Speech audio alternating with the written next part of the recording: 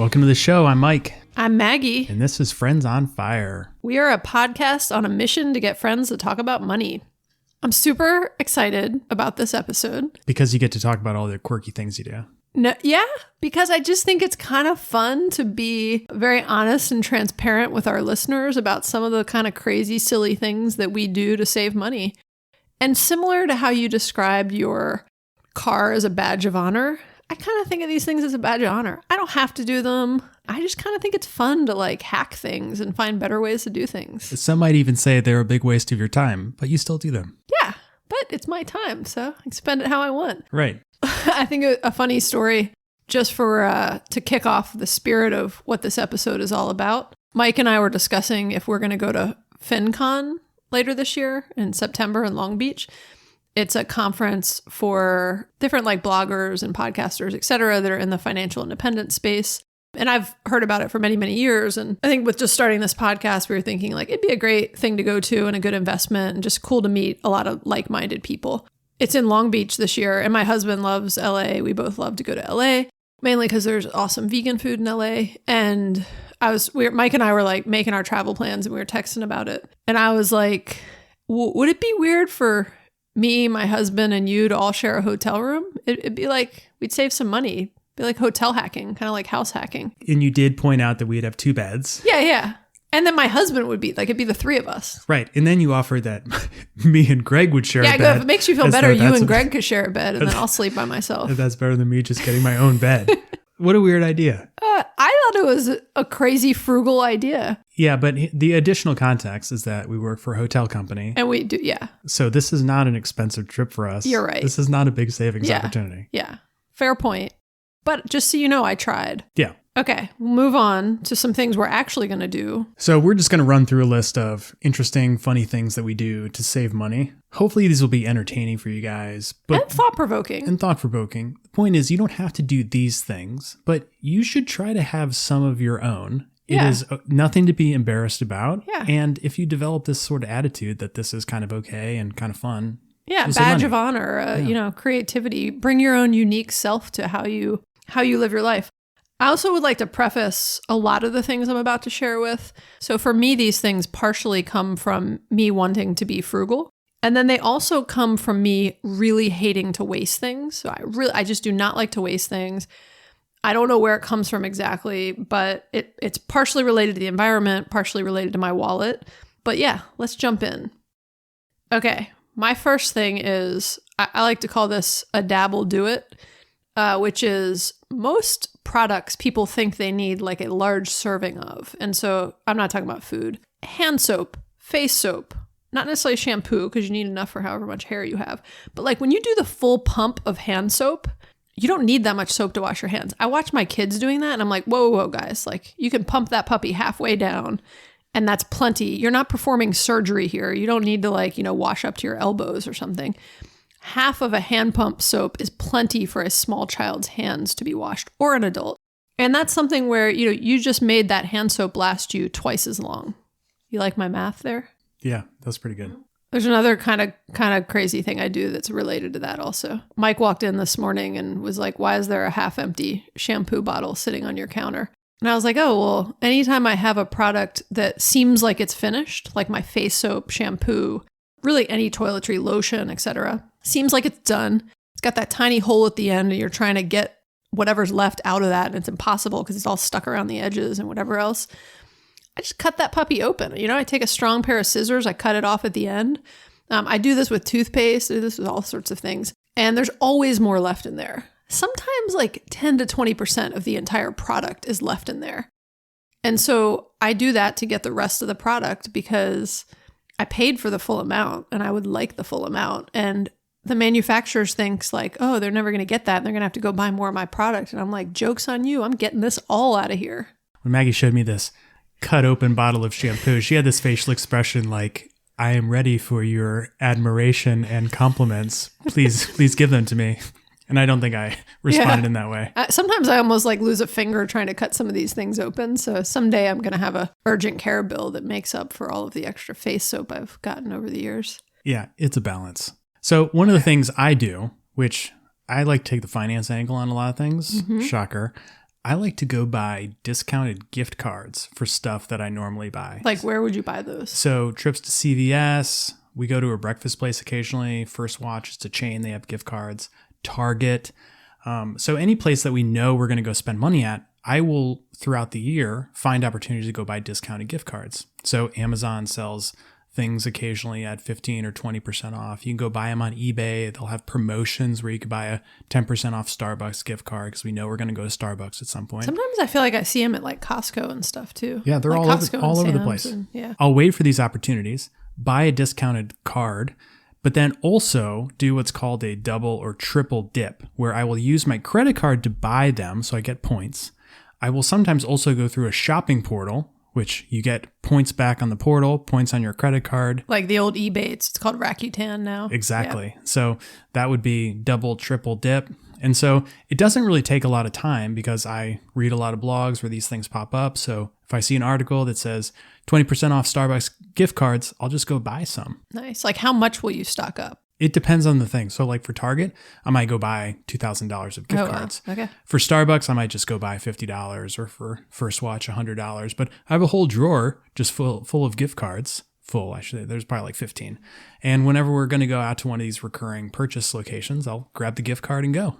So I'm saving 20% on average on all these expenses. Feels like that might save you more money than cutting the end off your toothpaste. But I don't know. We haven't done a side-by-side comparison, so let's not assume. It's not a competition, but if it were, I'd win.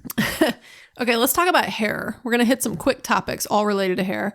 We've already talked about the Flowbee, so that's one crazy thing that we do in terms of my husband is now back to cutting his hair with a Flowbee again. He took a hiatus for a while. I feel like we should revisit this just for a second. He took a hiatus when you first started dating because you criticized him about it and thought it was embarrassing. Criticize him. I just was like, look, baby, like you should enjoy like a nice salon to get your hair cut. Like you can afford it. The last time you told that story, I don't think you positioned I don't it know. as We'll have to positively. bring him on and get like the true So you story. criticized him. He stopped. And then once you found out how much he was paying for his new haircuts, you criticized him again. He went back to the Flowbee. So I feel like our audience deserves the truth on this. Okay. The other hair thing is this again, in the line of like crazy frugal stuff we do, like for me to cut down on the cost of my haircuts, my last haircut, I got my haircut like much shorter than I would have typically gotten it cut because I was like, then it'll make me wait longer to get my next haircut. It was just a little bit of a fun experiment. And I like to wait for the $7.99 Great Clips coupon that comes in the mail it seems like 2 months. So I will not get a haircut until I get this coupon. Sometimes I have to wait a little bit longer than I normally would, but I will get the coupon. I know it, and then I'll go. I like it. Another crazy thing I do is I do not use paper towels. I've not used paper towels in years. If you're curious about this, I wrote a whole blog on it called Paper Towels Are Silly on mostly.minimal.life. I won't belabor this one, but I use cloth napkins and towels and things like that instead. It's mainly for the environment, but it also cuts down on the cost of paper towels. Another thing that I've been doing, it seems like forever, but is a surprise to, I think, Maggie, is that I look on eBay for everything. And I try to buy as much on eBay as possible. Not because I buy used stuff, but just the amount of like cheap stuff available is astounding. If I need a screwdriver, why would I go spend $4 at Home Depot when I can go order one from Hong Kong for 40 cents and wait 8 to 12 weeks for it to arrive by ship? It's the 8 to 12 weeks that kind of has me held up there, but... Right. If it's an emergency, I may go to Home Depot, but in most cases, like little batteries, little adapters for stuff. I order all this stuff on eBay. It comes from Hong Kong. It's super cheap, comes in a little packet. It's a great time. I honestly never would have thought to have done that. I think of eBay when I need something used. I don't think of it for stuff like that. I look on eBay to start for everything. And then I start going through the other shopping portals. Okay, let's talk about a couple of kids related things. One thing I do to save money with kids is I say no. We talked about this on our kids episode, but just the idea of your kids are constantly asking you for things. And many times I do give them things and they get plenty of things. They are very well cared for. But half the time I say no, and that saves us a lot of money. Even if it's tiny 50-cent little items, the point is you say no. Yeah. And they add up. Yeah. And they send a message that you get everything you ask for, which is not how life works. Right. And it's not what makes you happy or what you need. It's not the signal I want to send to my kids. Another thing we do with our kids and ourselves too, but with the kids is we eat what's going bad first. Sometimes what the kids ask for and what they say they want to eat, I'm like, okay, well, You can't have that till you eat this other thing that you already picked out and wanted that's about to go bad. And so even like when they eat yogurt and stuff, they know to look for the ones that are about to expire and to eat those first. And it just makes sure that we don't waste food, basically. And then speaking of food, when we are traveling with the kids, whether it's like a 1 hour road trip or a 5 hour road trip or a 10-hour plane trip or whatever, we always bring snacks and foods. Like we don't buy drinks, we don't buy meals at the airport or the train station or whatever. And that's just become the new normal. And I will admit that when my wife is prepping all this stuff, she's like, would you like this type of sandwich? I'm like, I'm not going to be hungry. Just trust me. I'm going to have the snack in the plane. I'll be fine. And then I always eat it like 100% of the time. Eat what she makes. Yeah. Eat what she makes. So thank you. What kind of stuff do you guys pack? Usually just basic sandwiches and then like, crackers and stuff for the kids. But my wife does a good job of making sandwiches so that we have some semblance of a meal. It's especially effective on long airport or airline trips because, you're in the airport and there's all these restaurants around. It's good to just have something available. Yeah. And in line with what you just said about saying you won't be hungry and then wanting the sandwiches she made, I always pack like 2 or 3 times as much food as I think we're going to eat because my kids eat a ridiculous amount of food, particularly when we're traveling. Like, I don't know what it is, but they just like, you feed them one thing and then they're hungry again. I'm like, you just ate something 30 seconds ago. The other thing we do with kids is we do the same thing when we travel, Mike, but we also, when we're just like around town and we're like out for the day, like at, sports games or running errands or whatever, we always pack water bottles and snacks. And we always I try to keep like emergency snacks in the car too, because not just kids, but adults too. Like when you get hangry and you're like, I need something to eat now. If I don't have something in the car that will, curb that hunger and make me or the kids happy, we're going to have to stop somewhere. So I always have like emergency snacks, and I just think ahead to where I'm going to be and make sure that, we have whatever type of food we're going to need with us. That's probably also a good tip for people in the office as well. Because if you don't have snacks available, you're going to go buy something overpriced. Yeah. I actually was in the break room on Friday talking to someone who said they had gone almost all month without eating out. And they were like, I forgot my lunch today and I had to go down to the lobby. And I was saying like, I actually keep like emergency lunches in my office that are, like Trader Joe's lentil soup, something that I can just pop into a bowl and that keeps well and can sit in there for 2 months and I may never eat it, but it's there for when I have a day that all of a sudden some work meeting was canceled and I need lunch and didn't plan for it. Me too. One thing I've heard other people do, and people who don't do this find this to be kind of funny, is that for things like Valentine's Day, we will go shopping and we'll go to the card section in Target, and Britt and I will both pick up a card that we like, give it to the other person, read it, feel good about it, and then put the card back. Oh my gosh. I thought you were going to say you buy cards, and I was like, I have not bought a greeting card in a store in like 10 years. I make cards for people, but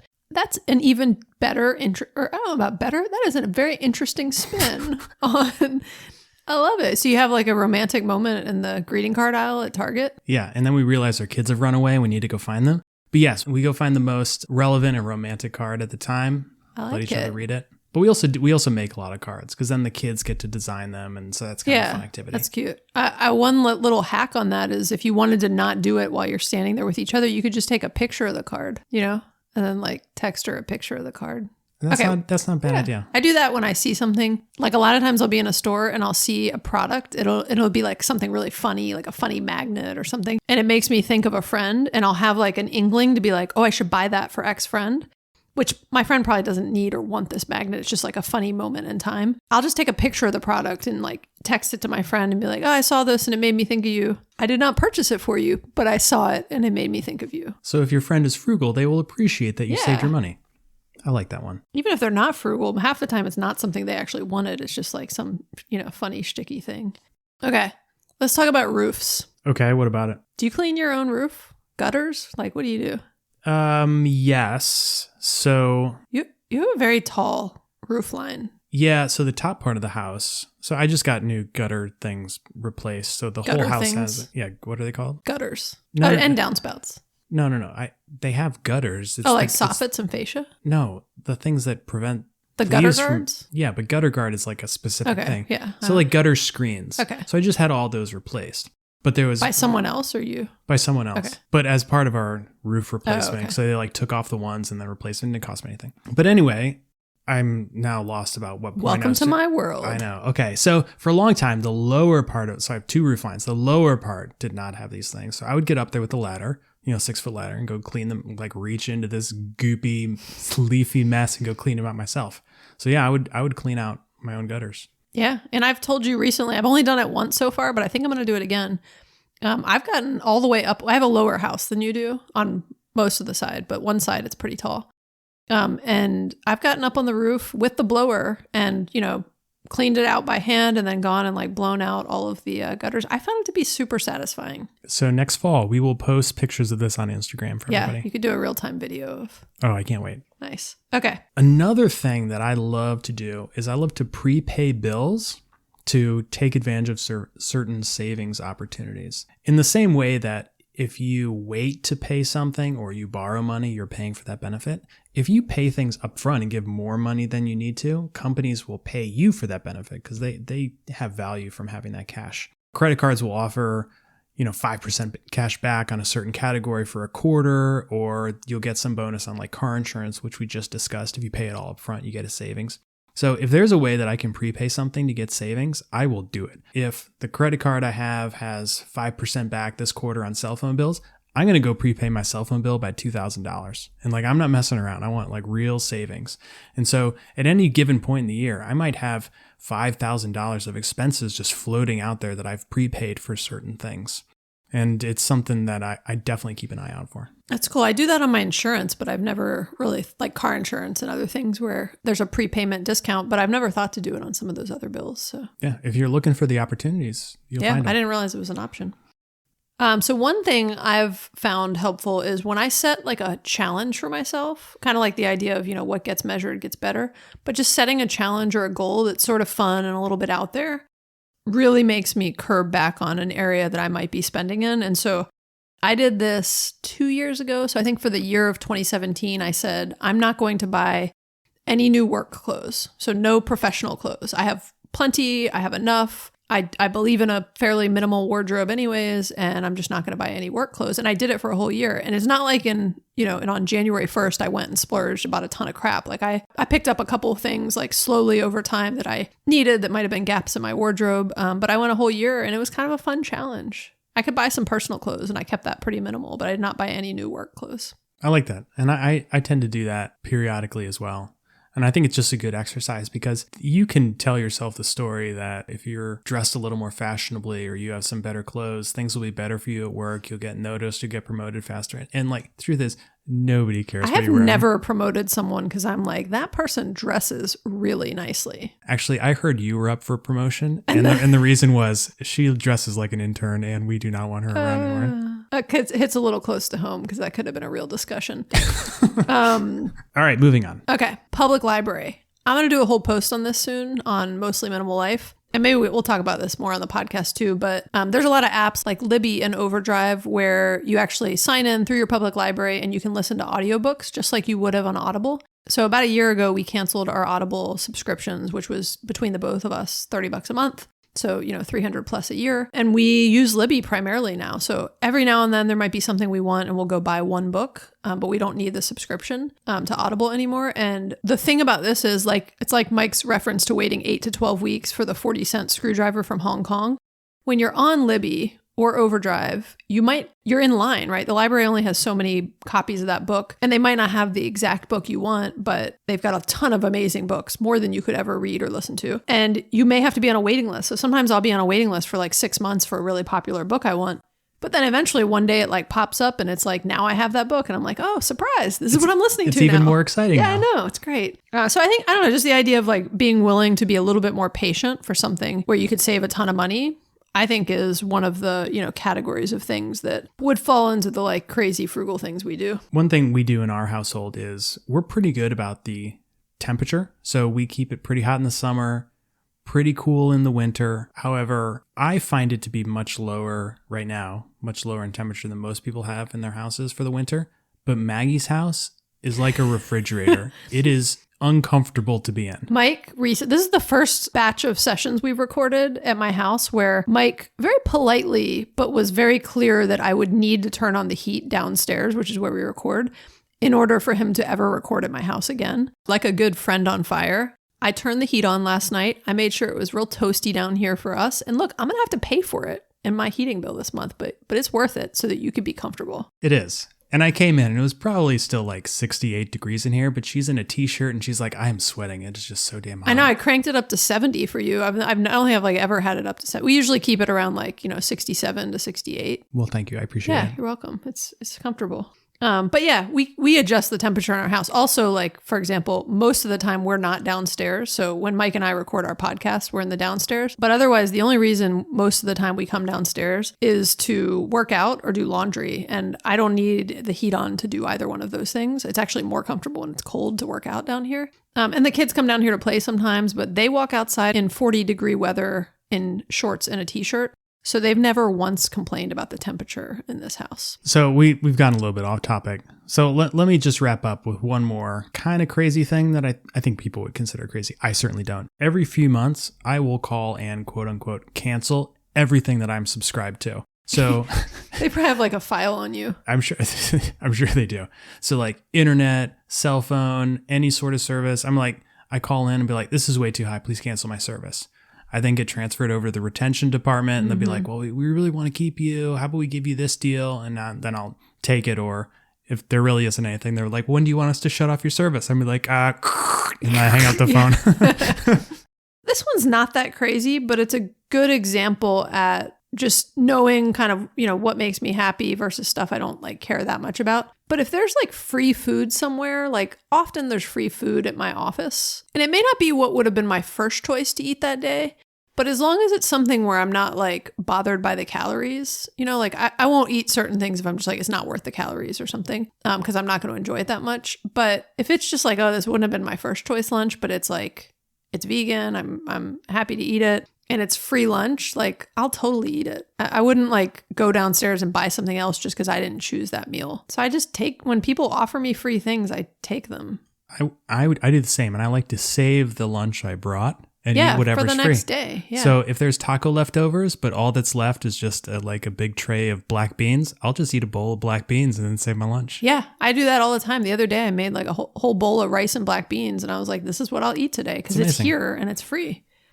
All right, so it was delicious. Are we still talking about the beans? No. Okay. All right, let's wrap this up. Okay. Recap of our top 3 points. I'm not even sure I'm not sure there were 3 points this week. Right. Let's just summarize this into something useful for people. Okay. All right. Number 1, don't pay for any convenience that really doesn't add anything to your life. I'd say, or like question if it truly adds value. Like my Audible versus Libby example. Like, do you really need that book today, or could you wait a month for it? Yeah, that's what I just said. It sounded better when I said it for some reason. Okay, how about we just reverse it? So question if something adds convenience or value, and then if it doesn't, don't pay for it. Okay, awesome.